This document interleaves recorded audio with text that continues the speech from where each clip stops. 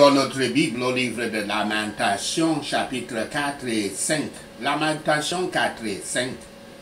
Coûteuse rébellion et appel à la miséricorde. Coûteuse rébellion et appel à la miséricorde. Lamentation 4. Lamentation 4. L'état déplorable de la nation contrasté avec son ancienne prospérité. Versets 1 à 2. Le chapitre s'ouvre sur une description des coups de la rébellion populaire contre Yahweh dans des images qu'ils comprendraient mieux. Bien que leur vie ait été aussi précieuse que l'or, ils sont maintenant aussi dispensables que la poterie de tous les jours. Versets 3 à 5. La rébellion des gens a des coups physiques. Les enfants sont affamés et les gens qui étaient autrefois considérés comme des rois dorment dans les fumiers, dans les rues. Verset 6. Ceci est une comparaison de la situation de Jérusalem à celle de Sodome. Mais dans ce cas, l'auteur dit que Jérusalem est pire dans la mesure où sa souffrance persiste contrairement à la destruction soudaine de Sodome dans Genèse 18 et 19. Versets 7 à 12. Ces versets donnent une image de la souffrance à Jérusalem après le siège de Babylone. Les princes couverts de bijoux sont maladifs et parcourent les rues méconnaissables et couverts de saleté. Les gens meurent de faim en permanence à cause de la famine. Et la famine, et l'auteur note à nouveau la scène horrible des femmes qui cuisinent leurs propres enfants pour survivre. Tout cela est le résultat de ce qu'on appelle la colère féroce de Yahweh. Versets 1 à 12. Quel changement trouve-t-on ici? Le péché ternit la beauté des pouvoirs, les puissances les plus exaltées et les dons les plus excellents. Mais ce tort éprouvé dans le feu que le Christ donne ne nous sera jamais enlevé. Son apparence extérieure peut être atténuée, mais sa valeur réelle ne peut jamais être changée. Les horreurs du siège et de la destruction de Jérusalem sont à nouveau décrites. Voyant les tristes conséquences du péché dans l'Église d'autrefois, considérons sérieusement ce que les mêmes causes peuvent faire descendre à juste titre l'Église maintenant. Mais Yahweh, quoi que nous soyons détournés de toi, c'est une prière. Yahweh, quoi que nous soyons détournés de toi, reviens vers nous et tourne nos cœurs vers toi, afin que nous craignions ton nom. Viens à nous, bénis-nous par l'éveil, la conversion, le renouvellement, la confirmation de la grâce.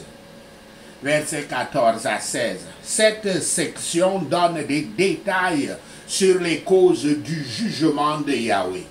Ceux qui étaient censés être l'exemple de la sainteté et les médiateurs entre le peuple et Yahweh conduisaient les gens à s'égarer avec des mensonges et des pratiques corrompues. Les prêtres qui survivent à l'attaque babylonienne sont laissés à errer dans les rues et ne sont pas honorés. Verset 17. Jérémie 37, verset 5 à 7 rapporte que le peuple de Jérusalem se tournera vers l'Égypte pour s'allier avec eux contre Babylone. Et si cette prophétie se réalise, après l'attaque, certaines des personnes qui ont survécu et n'ont pas été amenées en captivité ont cherché refuge en Égypte, où elles étaient donc libres de poursuivre leurs pratiques idolâtres, comme nous le voyons dans Jérémie 44, versets 7 à 30. Versets 13 à 20. Rien ne mûrit un peuple plus pour la ruine, ni ne remplit la mesure plus rapidement que les péchés des prêtres et des prophètes. Quand je dis les prêtres, c'est tous les pasteurs, apôtres, tous les noms qu'ils revêtent. Le roi lui-même ne peut pas échapper, car la vengeance divine le poursuit. Notre roi Ouin, Yahshua, notre roi Ouin Yahshua seul est la vie de nos âmes. Nous pouvons vivre en sécurité sous son ombre et nous réjouir en lui au milieu de nos ennemis, car il est le vrai Dieu et la vie éternelle. Versets 21 à 22. Ici, il est prédit qu'une fin devrait être mise aux ennuis de Sion. Pas la plénitude de la punition méritée, mais de ce que Yahweh a décidé d'infliger. Une fin sera faite au triomphe des dômes. Tous les problèmes de l'Église et du croyant seront bientôt résolus. Et le sort de leurs ennemis s'approche. Yahweh mettra leur péché à la lumière et ils se coucheront dans le chagrin éternel. Édom représente ici tous les ennemis de l'Église. Et la corruption et le péché d'Israël que le prophète a prouvé être universel justifie les jugements de Yahweh. Cela montre le besoin de cette grâce dans Yahshua le Messie que le péché et la corruption de toute l'humanité rendent si nécessaire. Lamentation 5. Lamentation 5. La nation juive supplie la faveur divine. Versets 1 à 13. Ces versets décrivent la condition du peuple au moment de cette prière. Leur propriété, leur héritage a disparu.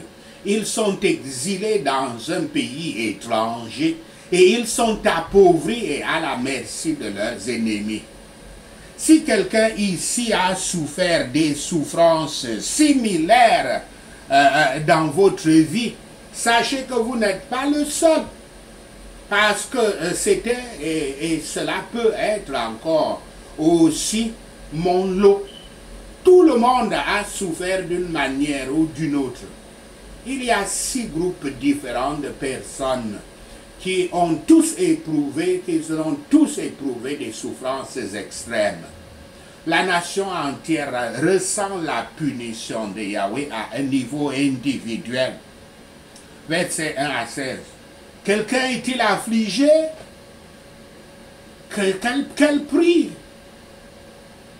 Et que cette personne verse dans la prière, que cette personne dans la prière verse sa plainte devant Yahweh. Le peuple de Dieu le fait ici. Ils se plaignent. Et ne se plaignent pas des mots redoutés, mais des mots ressentis. Si nous sommes pénitents et patients sur ce que nous souffrons pour les péchés de nos pères, nous pouvons nous attendre à ce que celui qui punit nous revienne en miséricorde. C'est pour ça que je continue à insister que les Africains, les subsahariens, doivent prier pour les péchés de leurs ancêtres. Ces ancêtres qui avaient vendu nos autres ancêtres aux esclavagistes arabes et européens pendant des siècles et des siècles. Ces ancêtres qui avaient sacrifié nos autres ancêtres comme des animaux à l'heure supposée, Dieu, ses ancêtres qui en étaient même arrivés à manger la chair humaine, nous devons prier pour leurs péchés, pour que la miséricorde de Yahweh revienne à notre subcontinent, à notre continent entier même, le continent africain. Ils reconnaissent, je cite, « Malheur à nous que nous avons péché », fin de citation. Tous nos malheurs sont dus à notre propre péché, à notre propre folie. Bien que nos péchés et le juste mécontentement de Yahweh causent nos souffrances, nous pouvons espérer dans sa miséricorde pardonnante, sa grâce sanctifiante et sa providence bienveillante. Mais les péchés de toute la vie d'un homme seront enfin punis de vengeance, à moins qu'il ou elle n'obtienne un intérêt dans Yahshua, qui a porté nos péchés dans son propre corps sur l'arbre. Versets 14 à 18. La prière se tourne vers le sujet de la souffrance émotionnelle. Il n'y a pas de joie parmi les gens et leurs cœurs sont faibles à cause de ce qu'ils ont enduré. Plus important que la guérison physique, les esprits des gens doivent être restaurés à la joie de Yahweh qu'ils ont connue. Verset 19. Ce verset est le point crucial de la prière qui constitue la section environnante et révèle le fondement de l'espoir de l'auteur. Yahweh est le seul à pouvoir corriger la punition des gens et apporter la guérison physique et émotionnelle à la nation. Versets 21 à 22. L'auteur prie pour la restauration et pour que Yahweh, dans sa miséricorde, ramène les cœurs des gens à lui, si la miséricorde est dans son plan. Il reconnaît également cependant que Yahweh, dans sa souveraineté, ne peut pas choisir d'enlever la punition et faire preuve de miséricorde. Mais c'est sa prière que ce soit le cas qu'il enlève la punition. Versets 17 à 22. Le peuple de Dieu exprime sa profonde préoccupation pour les ruines du temple, plus que pour aucune autre de leurs calamités. Mais quels que soient les changements sur la terre, Yahweh est toujours le même et reste pour toujours sage et saint, juste et bon. Avec lui, il n'y a pas de variabilité ni d'ombre de tournée. Il prie sincèrement Yahweh pour la miséricorde et la grâce. Il prie en disant « Détourne-nous vers toi, ô Éternel ». Fin de citation. Yahweh ne laisse jamais jusqu'à ce qu'il... ne laisse jamais les gens jusqu'à ce que les gens le laissent. N'abandonne jamais les gens jusqu'à ce que les gens l'abandonnent. S'il leur rend par devoir, il reviendra sans doute rapidement vers eux d'une manière dans la miséricorde, par la miséricorde. Si Yahweh par sa grâce renouvelle nos cœurs, il renouvellera nos jours par sa faveur.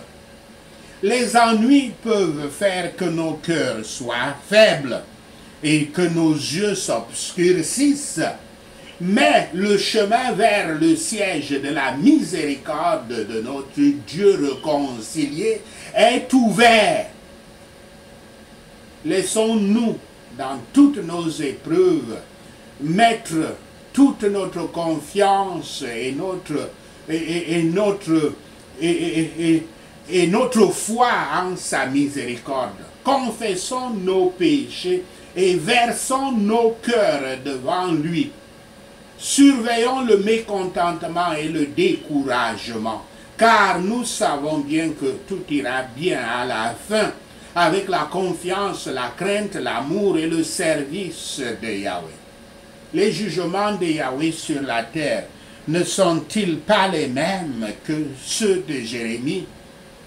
Que Sion se souvienne de nous dans nos prières et que son bien-être soit recherché au-dessus de toute joie terrestre. Épargne, ô Seigneur Yahweh, épargne à ton peuple et ne donne pas ton héritage à l'opprobre pour que les nations le dominent. Sachez ceci et le Seigneur Yahweh vous bénira. Prenons ces points de prière. Prions Jérémie 4, prions Lamentation 4 et Lamentation 5. Avez-vous déjà été amené bas, privé de tout, ou renier tout dans votre vie? Si ce n'est pas votre cas, ce qui serait douteux, c'est le mien. Prions. Comme l'or a perdu son lustre, l'or fin est devenu terne dans ma vie, au nom de Yahshua le Messie. Les joyaux sacrés sont dispersés à chaque coin de rue de ma portion, au nom de Yahshua le Messie. Comment les précieux enfants de l'Église, une fois valant leur pesant d'or, sont maintenant considérés comme des pots d'argile, le travail des mains d'un potier, au nom de Yahshua le Messie. Même les chacals offrent leur sein pour soigner leurs petits, mais mon peuple est devenu sans cœur comme des autruches dans le désert, au nom de Yahshua le Messie. À cause de la soif, la langue du nourrisson colle au palais de sa bouche. Les enfants mendient du pain, mais personne ne le leur donne, au nom de Yahshua le Messie. Moi qui mangeais autrefois les mets délicats dans les rues, moi qui ai été élevé en pourpre royal, je suis couché sur des tas de cendres, au nom de Yahshua le Messie. Notre châtiment est plus grand que celui de Sodome, qui avait été renversé dans un moment sans qu'une main ne soit tournée pour l'aider, au nom de Yahshua le Messie. En tant que prince, j'étais brillant, j'étais plus brillant que la neige et plus blanc que le lait. Mon corps plus rouge que les rubis, mon apparence comme le topaz, au nom de Yahshua le Messie. Maintenant, je suis plus noir que la suie et je ne suis pas reconnu dans les rues, au nom de Yahshua le Messie. Ma peau s'est recroquevillée, sur mes os. Elle est devenue aussi sèche qu'un bâton, au nom de Yahshua le Messie. Ceux qui ont été tués par l'épée sont mieux lotis que ceux qui meurent de la famine. Rongés par la famille, ils gaspillent par manque, ils dépérissent par manque de nourriture des champs, au nom de Yahshua le Messie. De leurs propres mains, les femmes compatissantes cuisinent, les femmes autrefois compatissantes cuisinaient leurs propres enfants qui étaient devenus leur nourriture quand mon peuple avait été détruit, au nom de Yahshua le Messie. Yahweh a donné libre cours à sa colère. Il a déversé sa colère féroce dans ma vie et celle des rebelles, au nom de Yahshua le Messie.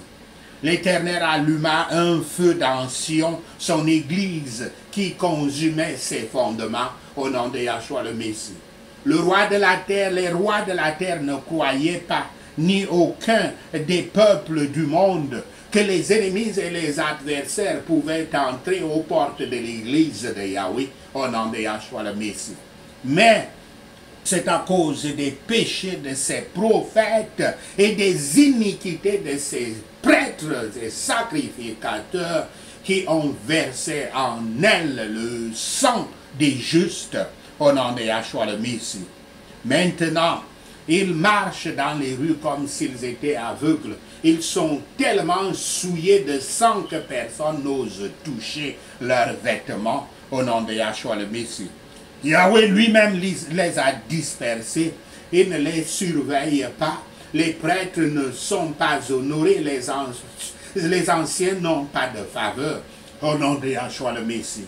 Nos poursuivants sont plus rapides que les aigles dans le ciel. Ils nous poursuivent sur les montagnes et nous guettent dans le désert au nom de Yahshua le Messie.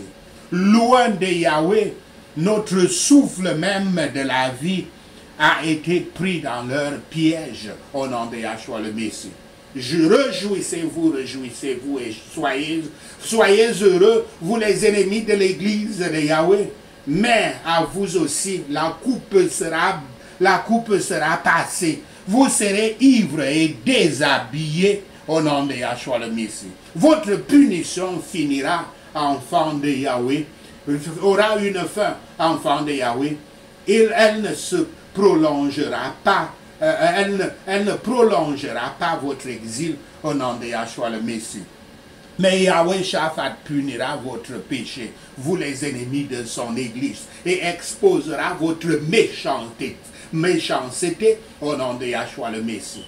Souviens-toi, éternel Yahweh, de ce qui nous est arrivé. Regarde et vois notre disgrâce au nom de Yahshua le Messie. Notre terre promise a été livrée à des étrangers, nos maisons à des étrangers, au nom de Yahshua le Messie.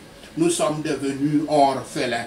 Nos mères sont veuves. Nous devons acheter l'eau que nous buvons. Notre bois ne peut être obtenu qu'à un prix au nom de Yahshua le Messie. Ceux qui nous poursuivent sont sur nos talons. Nous sommes fatigués et ne trouvons pas de repos au nom de Yahshua le Messie. Nous nous avons soumis aux idolâtres. Nous nous sommes soumis aux idolâtres pour avoir assez de pain. Nos ancêtres ont péché et ne sont plus, et nous portons leur punition au nom de Yahshua le Messie. Les esclaves dominent sur nous. Il n'y a personne pour nous délivrer de leurs mains au nom de Yahshua le Messie. Nous prenons notre pain au péril de notre vie à cause de l'épée dans notre environnement désertique au nom de Yahshua le Messie. Notre peau est chaude comme un four, notre peau est noire comme un four, fiévreuse par la faim au nom de Yahshua le Messie. Des femmes ont été violées dans l'église de Yahweh et des vierges au milieu du peuple de l'Éternel au nom de Yahshua le Messie. Les anciens ne sont pas respectés, les jeunes travaillent dans les usines, les garçons et les filles chancellent sous le tas du bois au nom de Yahshua le Messie. Les anciens sont partis de l'église. Les jeunes ont arrêté leur musique. La joie est partie de nos cœurs. Notre danse est devenue un deuil au nom de Yahshua le Messie. La couronne est tombée de notre tête. Malheur à nous, car nous avons péché au nom de Yahshua le Messie. À cause de cela, nos cœurs s'évanouissent. À cause de cela, nos yeux s'obscurcissent pour l'Église qui est désolée avec des chacals qui rôdent au-dessus d'elle au nom de Yahshua le Messie. Toi, Seigneur Yahweh, règne à jamais.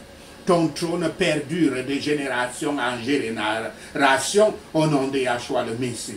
Pourquoi nous oublies-tu? Pourquoi nous abandonnes-tu si longtemps au nom de Yahshua le Messie? Pourquoi nous oublies-tu? Pourquoi nous abandonnes-tu si longtemps au Seigneur Yahweh au nom de Yahshua le Messie? Rendons-nous à Yahweh afin que nous puissions retourner au nom de Yahshua le Messie. Renouvelle nos jours comme autrefois, Père Yahweh, à moins que tu ne nous rejettes complètement et que tu n'aies plus de colère contre nous. Merci Seigneur d'avoir attendu nos prières. Merci Père pour tes réponses à nos prières. Seigneur, nous te rendons gloire, nous te louons, nous t'adorons Nous bénissons ton saint nom. Au nom de Yahshua le Messie, nous prions. Amen. Alléluia.